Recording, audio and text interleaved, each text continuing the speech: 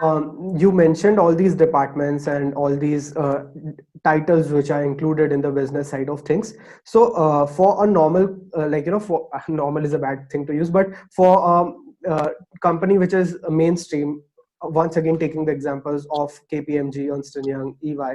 So for all these companies, they have a very well-defined recruitment process. Like if you want to enter into the job of a data analyst, so these are the XYZ degrees that you require. Then you need to get a referral and then an interview. If you are selected, then that thing goes forward. So what is this procedure for a company like FilterCopy, for a company like Pocket Aces? Because if you need someone who is handling the communication side for the brand, essentially this guy just needs to be good at networking, at communicating, and at negotiating. So these are three life skills which you can't just merely judge on the base that, okay, he has this degree, so let's take him on board. So what's your recruitment process? Do you have that, hey, if you want to enter into office, first come up with these degrees? Or what is the thing that's going on? Yeah, so actually, the criteria, I'm gonna just talk about my department, because I'm sure other departments are gonna have other set of criterias.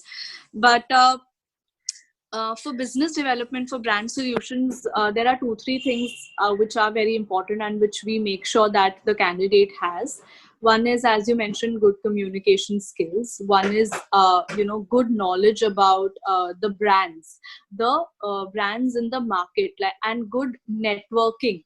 That is something that is very important, because eventually you have to reach out to the brands, right? So you need to have the contacts, you need to have the numbers, you need to know that person, to kind of be able to convert it into a deal.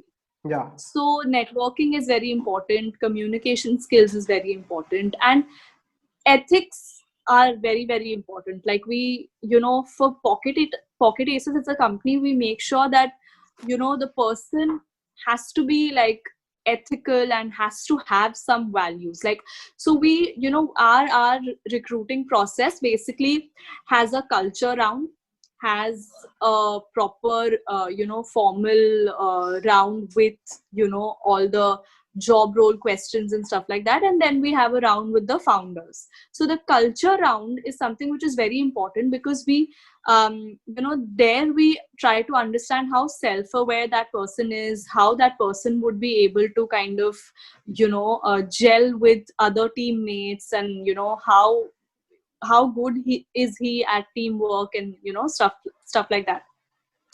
So culture round is very, very important in Pocket Aces. And then of course, even in the formal rounds, wherein you actually have to talk about the job role, the candidate will not only meet the boss, or will not only meet the senior person, but we, like the potential team members of the candidate will also sit in the interview, and will also ask him or her some questions that we think would be relevant. So it's not just the boss, but it's everybody who has to agree, and everybody who has to give feedback about the candidate, and then after a long process, they kind of select the person.